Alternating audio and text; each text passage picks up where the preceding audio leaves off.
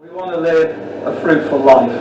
In the next 10 minutes, we're going to try and get through a message I tried to do 2 weeks ago, and Jesus had other ideas and we abandoned.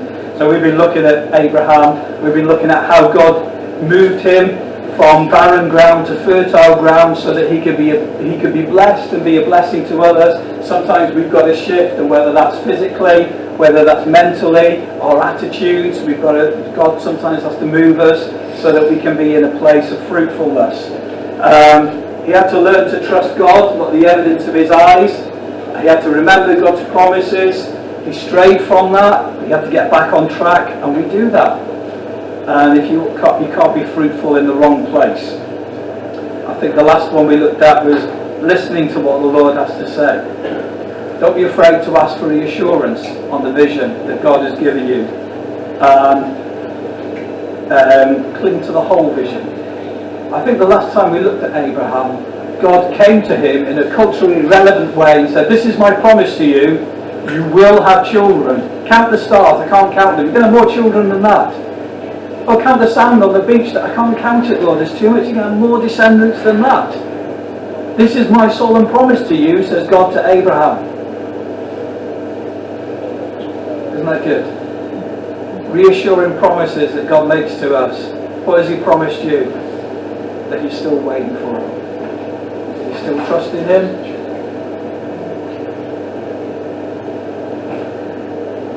We need to remember that during this journey, this period of time that Abraham's in, he didn't have the Bible. He didn't have a pastor. He didn't have a house group to go to. He didn't have any other source of learning about his God other than what God showed him. And it's probable that he looked around him at the other gods to think, well, maybe my God is a little bit like them. And God had to keep saying, no, this is me. I am unique. I am different. He went through a period of progressive revelation. We've used that expression before. And it goes right through the Bible. And in your own experience of Jesus Christ, you have progressive revelation. You hopefully know more about God now and his ways and his character than you did last year, 10 years ago. Whenever you're starting on this journey, we should be learning all the time. And if you think we know it all, you need to learn that you don't know it all, and keep learning. The Lord wants to make himself known to us. Let's move on with this lesson. Does anyone know who that is? Oliver Cromwell. Oliver Cromwell. 10 points to your house group as well. There we go. This was painted by Sir Peter Levy. No, Peter Levy, not Peter Levy. It wasn't him. Peter Lely, Sir Peter Lely. He was the official portrait painter for Charles I. And then after the Revolution, and when they reinstated the monarchy, Charles II. And it was the practice of the day to paint people as flatteringly as possible, to make sure that your own head stayed on your neck. That you didn't want to upset the nobility, so you made sure you did flattering pictures. A bit like your Facebook profile pictures. No, not that one, delete. Try that, delete. I'll send a picture of my pet dog, because so you want to look good out there. The kings and queens, they wanted to look good out there. Oliver Cromwell. So Peter Lely came to paint Oliver Cromwell, and Oliver Cromwell, being a Puritan, didn't approve of vanity, and he said, "I want my painting to show warts and all. I want it to be a true representation." When we read about characters in the Bible, we get warts and all portraits of these heroes of faith. Do they always get it right? No. And thankfully, we learn about their mistakes as well.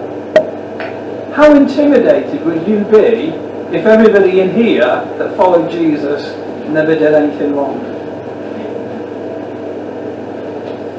It's bad enough that you have me as your pastor to live up to the standards. But, when you see, if everybody else was as good, you'd think, I'm going to give up, because you know that I make mistakes as well.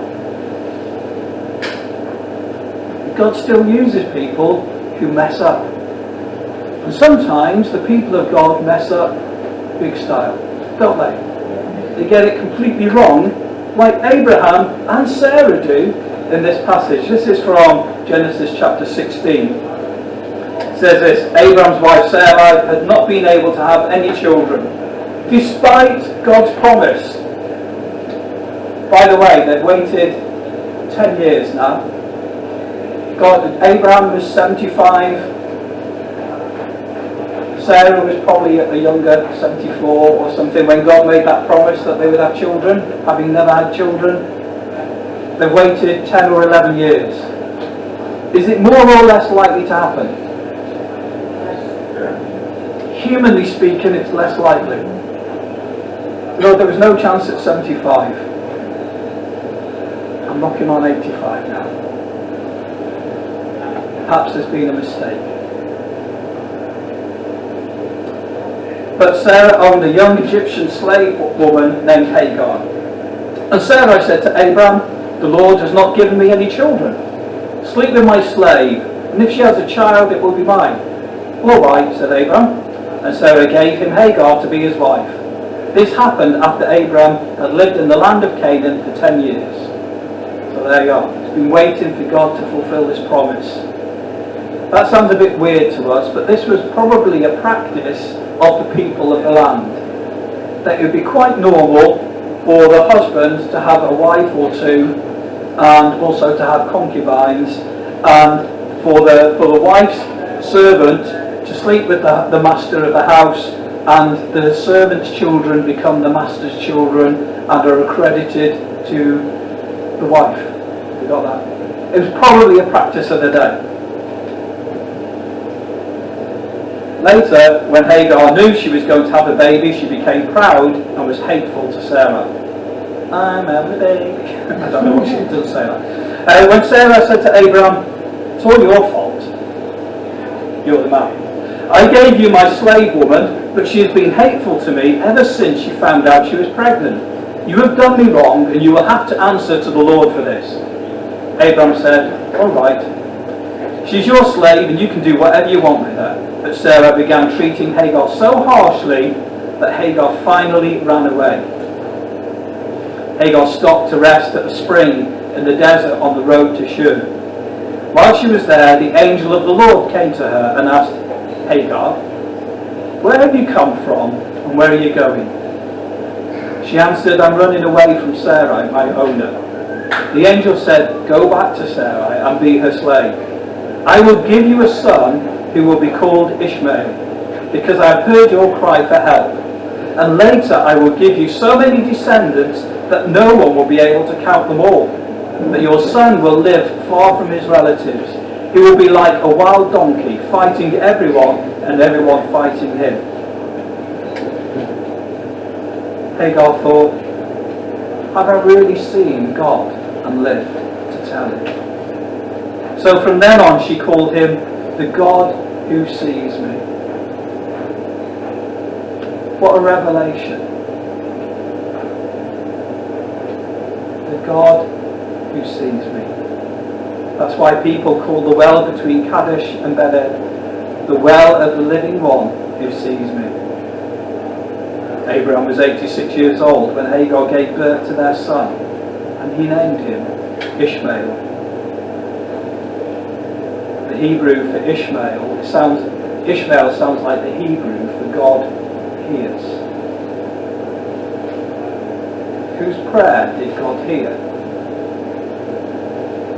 Was it Abraham's, or Sarah's, or Hagar's?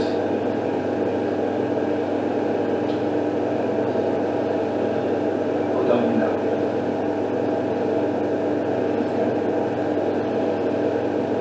Who's going to be brave and take it? I'll tell you, hands up if you think it was Abraham's prayer.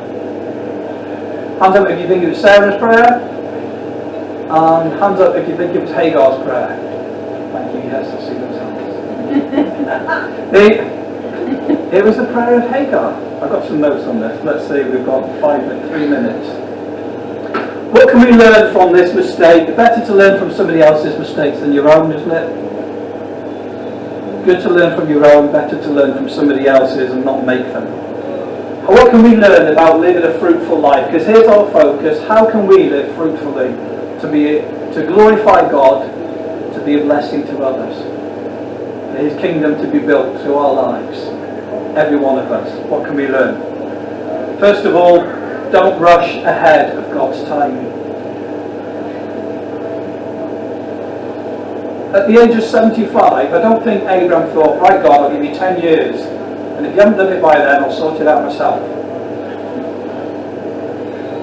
He probably thought, 75, this time next year, maybe the year after, maybe this month you'll be pregnant. Maybe this month, maybe next month you'll be pregnant.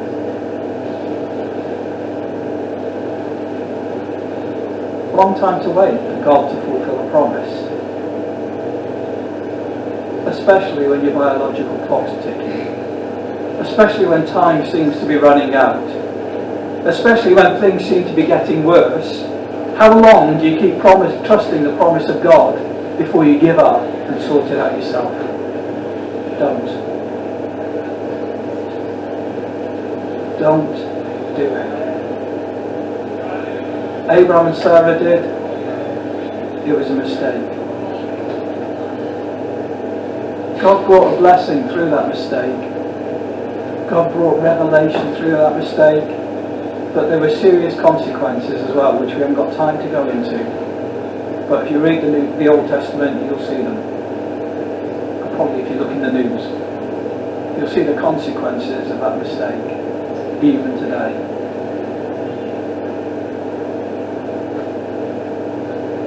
Abraham and Sarah tried to help God out.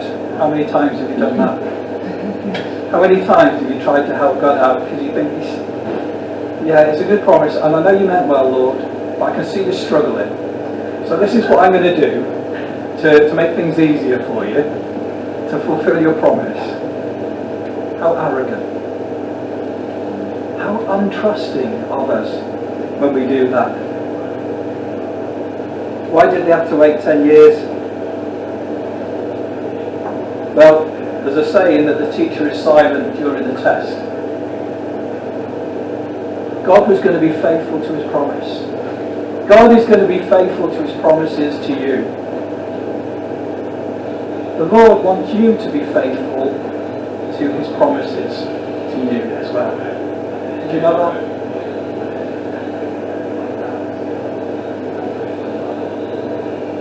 God, I can trust you for 5 minutes. After that, I'll sort it out myself. How long are you going to keep trusting God to be faithful to His promises to you? The teacher is silent during the test. Abraham and Sarah failed. When we do make mistakes, when we make mistakes, not if, praise the Lord, He's bigger than our mistakes.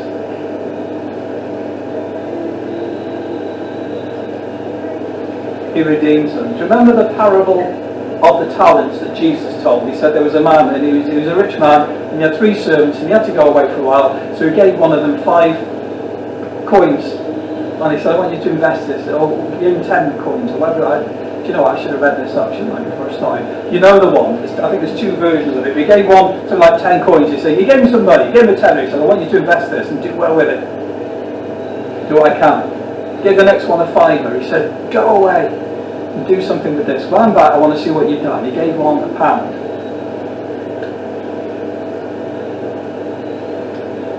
That's all I get. Do what you can with it. The master goes away. While he's away, the one with the tenner invests it. He works it. And by the time the master comes back, he's got £20. And the master says, well done. You've been faithful with what I've given you. And the other one, he's given a fiver. He comes back and he says, well, how you got on? He says, I invested it. I bought no, he didn't buy a lottery ticket. I put it in good investments. I bought stock and I sold it. I bought low, sold it high, whatever it was.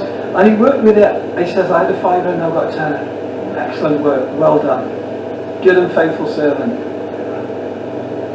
Oi, you're at the back. How do you get on?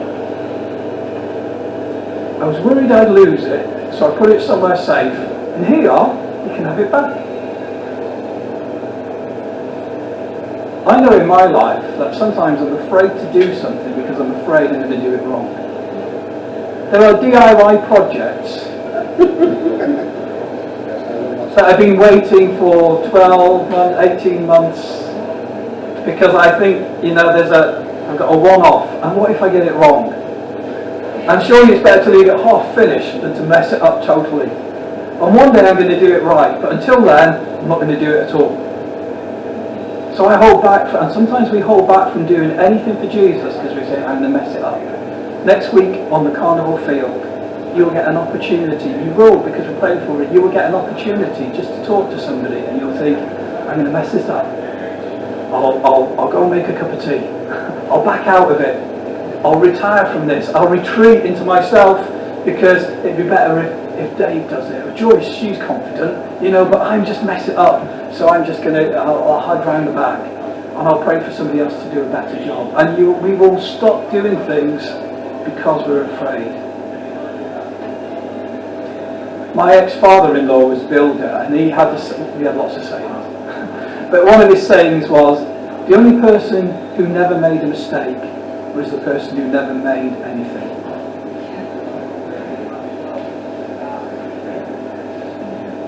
If you've accomplished things, it's because you've made mistakes, but you got there in the end. The things that you accomplish for Jesus, you will mess up. No, you may mess up. God is bigger than your mess up. He chooses to work through you and me. Isn't that amazing?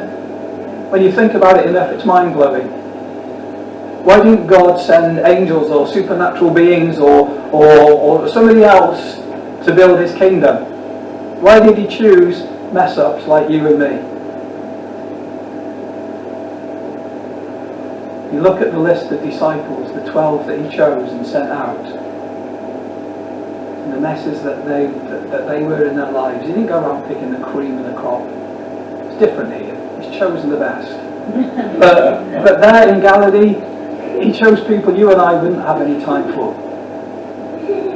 And he used them to turn the world the right way around, and to establish a kingdom which will never end, of which you are a part. And he's going to use you as well. So don't worry about making mistakes. Don't let that stop you trying. And learn from your mistakes. God redeems them. God's plans are bigger than our mistakes. He chooses to work through flawed humans. We learn by our mistakes. Something chooses to work through flawed humans. Do you remember Joseph? In the Bible, went on to the West End, had a great career. At one point, his brothers were going to kill him because they hated him. They wanted to get away. They wanted to do away with him. Reuben, his oldest brother, convinced them just to sell him into slavery. At least we're not guilty of killing him. They just got rid of him. He went into Egypt, abandoned. Thrown into a slave market, working for somebody, doing all right, thrown into prison. Eventually he becomes second in command of the whole of Egypt. And his brothers come looking for food during the famine. Do you remember this? And eventually Joseph says, hey guys, it's me. And they're terrified because they think, whoops. Now he's got all the power. Think what we did to him. And Joseph says this, a revelation from God. He says, what you intended for harm, God intended for good. Because through your, and he doesn't use this language, but through your selfishness, through your hatred, through your wickedness, God has placed me here to save this nation of Egypt and my family. Because if I was not here, wipe out from this family. God redeems our mistakes. Try not to make them, but don't be afraid of them, and submit things to God. What did God teach through this mistake? God reveals more about his nature through this shameful incident in Abram and Sarah's life. It's a rejected outsider who receives this revelation of God. No theological training, pagan background, finds herself in the middle of nowhere, nobody loves her, nobody cares. God says, I am the God who hears you. I am the God who sees you. I am the God who is with you. Isn't that good to know? God is with you. Turn to the person next to you, wake them up and say, God is with you. Tell them that God sees them. By the way, he looks with the eyes of love, not the eyes of judgment. It's not like the headmaster standing over your shoulder. It's the eyes of love. He sees you, he loves you, he is proud of you. You are the apple of his eye. He has invested in your life. He loves you so much, he's come to dwell inside you. He wants to work through you.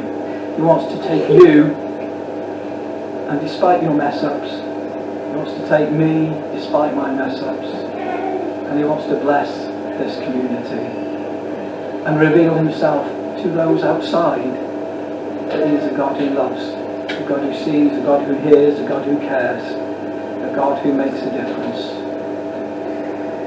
Go in the name of Jesus. Amen.